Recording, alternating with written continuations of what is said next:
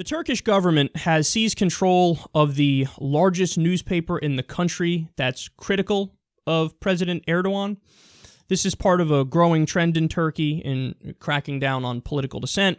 So as we've discussed on the show before, they've arrested people for pulling down Erdogan posters, including kids. Like if a kid pulls down the poster, that's it, we got to lock you up, and you're a danger to society now.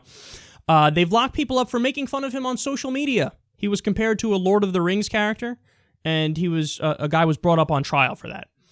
And also, the most recent story that we covered is there was a woman who mocked Erdogan or always turned him off TV when he came on TV at home, and the husband was a big-time Erdogan supporter, so he went and filed a complaint with the government. You can't even criticize Erdogan at home. I mean, this is authoritarianism and police state 101. Now, in this case, the press outlet is Zaman newspaper. It was a court that ordered the takeover without even giving a reason. So there's political strings being pulled in the background here. And this was just an authoritarian power grab from Erdogan because he hates being criticized.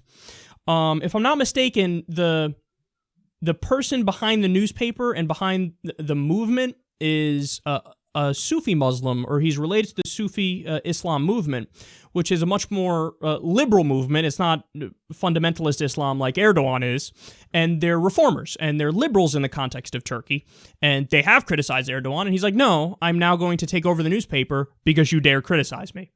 So Amnesty International released a statement on this. They say, by lashing out and seeking to rein in critical voices, President Erdogan's government is steamrolling over human rights. A free and independent media, together with the rule of law and an independent judiciary, are the cornerstones of internationally guaranteed freedoms, which are the right of everyone in Turkey.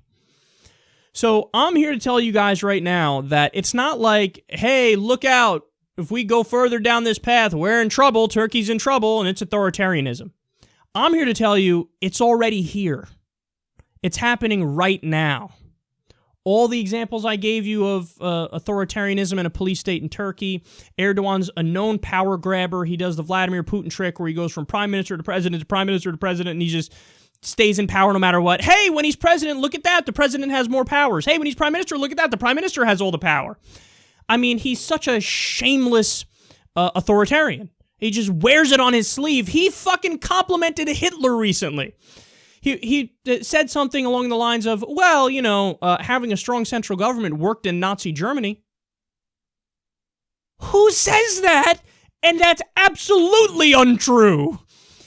The worst leader ever, maybe. And he's like, yeah, that's my model right there. Oh, God, what have we gotten ourselves into? And just to put the little cherry on top here, there's another article recently that came out about how the Kurds are saying, look, we have evidence, we have pictures, we have the video. We now know the government of Turkey, Erdogan's government, is supplying and protecting al-Nusra in Syria. You guys know who al-Nusra is?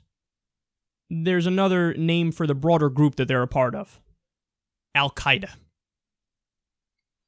So Turkey is arming and supplying Al-Qaeda in Syria because they're so anti-Assad, the Shia Alawite leader, that they're like, any Sunnis that take over is preferable, even if we're funding Al-Qaeda, even if we're de facto on the side of all these jihadists, who cares?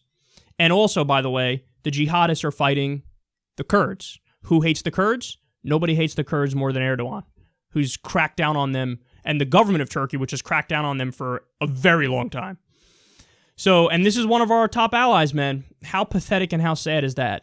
Turkey has already descended into authoritarianism, and we're sitting there and not countering it, not doing anything in response to it, economic sanctions or what have you, because, hey, whatever, they're on our side, just like Saudi Arabia is on our side, and they're a Wahhabi terror state. It is what it is. If you're our ally, you got to do whatever the fuck you want, and we'll look in the other direction.